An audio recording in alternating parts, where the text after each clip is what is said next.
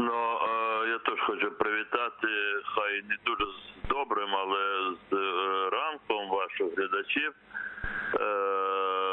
Знаю, що будуть певні спекуляції навколо цього питання, але думаю, що практично всі фракції, за виключенням колишнього ОПО-блоку, вони там зараз трошки розділилися, не зовсім знаю їх нові назви. Мені здається, що більшість депутатів і фракцій підтримує пропозицію, яку вчора висловив президент по результатах засідання РНБО, і надзвичайно цей військовий воєнний стан буде оголошений. Можливо, з деякими такими особливостями, які закон дозволяє висловлювати Верховній Раді при затвердженні.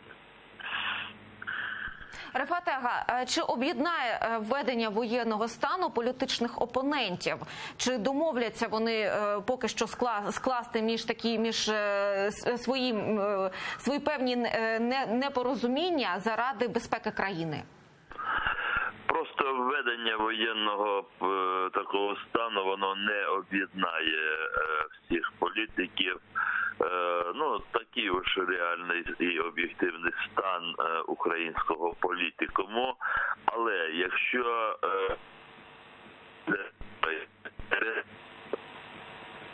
час, бо мова йде про дні, зможе напрацювати такий конкретний покроковий план, що ми робимо в умовах воєнного стану. Ми ж не просто чекаємо, чи не нападе Російська Федерація.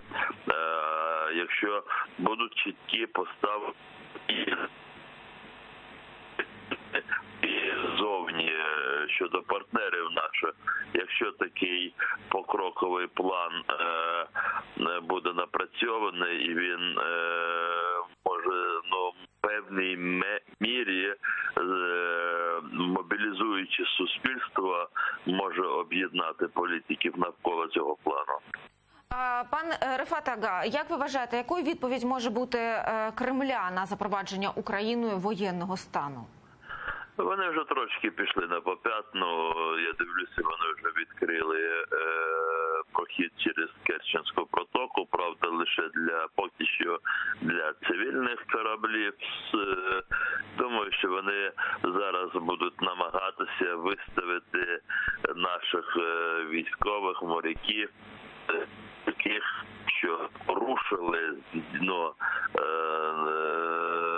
їхньої точки зору вимоги проходу через Керченську протоку, а також те, що вони вважають російськими територіальними водами. Тобто зараз буде така шалене інформаційне прикриття того цинічного нападу, який вчора відбувся щодо українських кораблів.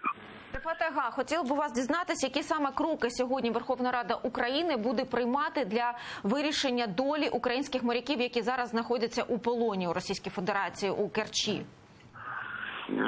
Я думаю, що не думаю, що ми сьогодні зможемо щось конкретні такі виписати дії з боку держави. Принаймні, перші необхідні дії, вони вчора вже були розпочаті Міністерством закордонних справ України. Мається на увазі і ноти пішли відповідні, і звернення. Я думаю, що якраз це той випадок, коли Росія довго тримати не буде і кораблі, і наших моряків. Ну, я не хотів би, щоб я помилився, але чомусь мені так здається, бо Росія зараз трошечки послабить той ефект вкрай негативний. Ну, для того, щоб послабити цей ефект, вона може, я не стверджую, що так буде, але вона може здійснити крок-два такий назад і сама може видати військових, тих, хто військових України, моряків, по крайній мірі тих, хто поранений. Мені тут здається дуже є важливим інше ще, після життя, зрозуміло, наших моряків, є дуже важливим, щоб українська держава акцентувала увагу наших партнерів і разом з нашими партнерами ми подальше вирішення питання цього мілітаризації Росії Азовського моря щодо режиму цих проходів через Керченську протоку ми безпосередньо і виключно зв'язали з звільненням Криму. Бо зрозуміло, що Росія зараз буде говорити про що завгодно, але вона буде уникати слова Крим. Українська сторона має дуже жорстко стояти на тому, щоб всього цього не сталося би, якщо не був блокований Крим.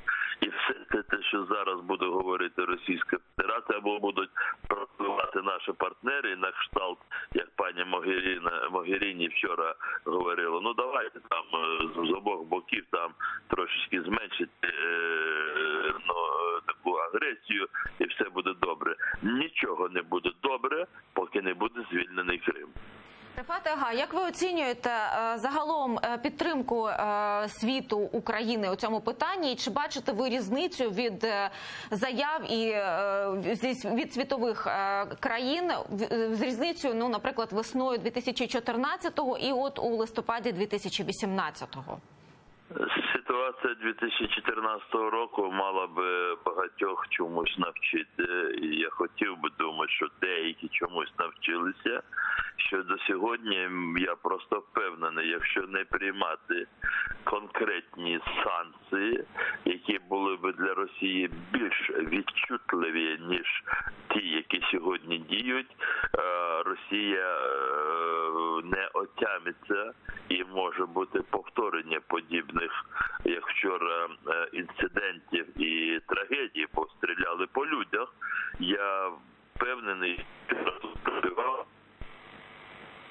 я про це говорив десь більше місяця тому, коли виступав на одному із таких експертних середовищ в Брюсселі. Ми говорили про те, що для того, щоб утримувати подальшу агресію Росії на Азовському морі, треба терміново ембарго і Азовському морях. І треба вже готуватися до ембарго російських енергоносіїв.